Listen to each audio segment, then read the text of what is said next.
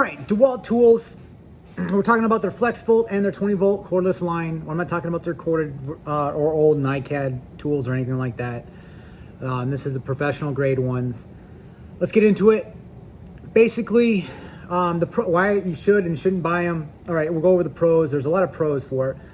Even though I don't have any Dewalt tools right now compared to Milwaukee or Makita, Dewalt holds a special spot in my business because the rear handle Flexvolt saw, you can build, like I say it before, you can build an empire with that tool alone.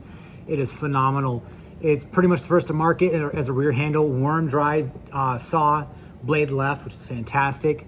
And it still kicks out the jams. Now I know Milwaukee, Makita, other ones have come out with their versions of it as well, but years after this tool came to market. Dewalt is innovative. Like, they come to market with their tools like fast. They just came out with a coiled roofing nailer. Then it's going to take years for Milwaukee and Makita to do the same. They're the first to come with the cordless job site table saw. They're completely cordless, battery operated only framing nailer, and all their other nailers as well. Granted, their flywheel design, which is not as good as a recharged compressed air, internal compressed air, non-serviceable, like a Milwaukee new gen Milwaukee nailers, and the Hitachi Hikoki Metabo nailers as well. So I bought the nailer, bought the framing nailer a little bit after it came out. I think the picture I'll show you guys, I think that's like circa 2014. But I needed that. I talked to my wife and let me buy it. It was $500 for the one battery kit. And honestly, if I had to go back, do it all over again, I would definitely buy it again. It saved me so much time and hassle. Did it break down on me over time? Yes. I mean, it's not the most reliable tool. It was its first gen, so it did have some issues, but it still sunk those nails. It was such a joy. I was finding things to do to use that tool. It was fantastic. They have a great line, large line. Now, in my opinion, it's between Milwaukee and Dewalt. I did say Makita before, but it's really Milwaukee and Dewalt. If you're gonna buy a battery line, M18s or the Flexvolt for Dewalt with the 20-volt line as well, because they have so many tools. They just have. You can find, you may not get the best tool from either brand, like best in class, but they have a tool for you. So Milwaukee's more oriented around mechanics, like their impacts are second to none. Their impact wrenches, impact drivers are fantastic. I have 4 of their Gen 3 impact drivers. It's far superior than Dewalt's, but at the same time, if you have Dewalt's line, you're not going to go buy a Milwaukee impact just for the impact. Dewalt's got their impacts, they work just fine too, but they don't have as much torque. Between Milwaukee and Dewalt, I definitely pick Milwaukee, but Dewalt has some great stuff. Like Dewalt has a track saw, been to market for a couple of years now. Milwaukee still hasn't released one. Dewalt has I believe a drywall sander as well.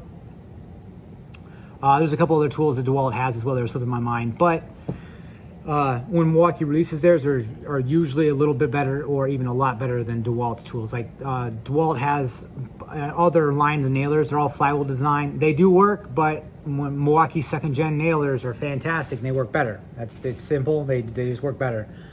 That's why I do not have any more Dewalt nailers. I sold them all because Hitachi came out with their technology, which is more like pneumatic, and it's faster, easier, sinks them faster. It's just great. So there is a lot of pros to buying Dewalt. I will not say too many bad things about Dewalt because I know it's red and yellow, all that kind of stuff, but you can't go wrong with buying Dewalt, and their resale value if you want to sell some stuff is great. Like, there's people everywhere buying them. So now the cons for Dewalt, I will say, once they come out with that tool, like they're innovative, they come out to market first with that tool, they don't do a second gen or third gen normally like Milwaukee does. Milwaukee's I think they're working on their 4th gen impact drivers, 4th gen hammer drills.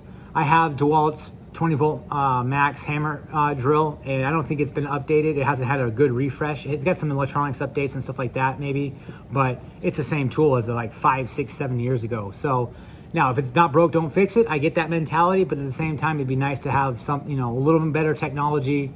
I'll link in the description a couple of the videos I have about this as well. There's some comparisons and stuff like that, but the tools are great. It's just that it seems that they don't want to come out with a second gen or third gen after their second gen of tools if they got, you know, something wrong and they want to revamp something.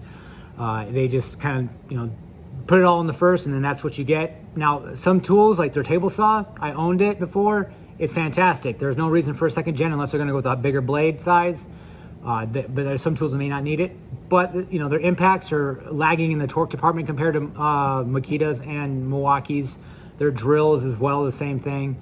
Now, they are coming out with, you know, the Flexvolt tools, stuff like that. Those are professional grade. Dewalt line is fantastic. Those tools are amazing.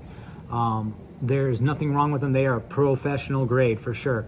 But there's not, compared to Milwaukee, there's not, their line is far less as far as the Flexvolt is concerned. So I will say another con is Dewalt's warranty is not nearly as good as Milwaukee's. And I'm not speaking to Makita because I haven't had to warranty out anything with Makita. Actually, I haven't had to warranty anything out with Dewalt, but I've read and know of people who haven't. It's a pain in the butt. They said Milwaukee's, it's just an e-repair service. You print out labels, send it in, and then they fix it for you, providing it's under warranty. I would say other than that, I mean, the main thing with the cons with Dewalt, the nailers, flywheel design, not much innovation, not saying innovation, but not much new generations coming out of tools. Once you buy it, that's pretty much it as well. And their torque, you know, their performance numbers aren't as good as Makita's and Milwaukee's because they probably set the bar for a certain tool, and then somebody comes behind them and develops a better one. That's basically that's what I think it's going on. So, but if you're investing in Dewalt, you'll have a tool for what you need. It may not be the best one on the market for that specific task, but it's a tool that'll work for sure. So just keep that in mind. Let me know what you guys think in the comment section below. Do you love Dewalt? Do you hate Dewalt? I do like Dewalt for sure. They have great tools. Their track saw is on the market. It may not be the best track saw on the market, but it's there. If you're in the Flexvolt line, pick it up because it's there. I was gonna buy it, but Makita's a superior track saw. Plus, I already had their battery line. So, like and subscribe, you guys. I'll see you in the next video.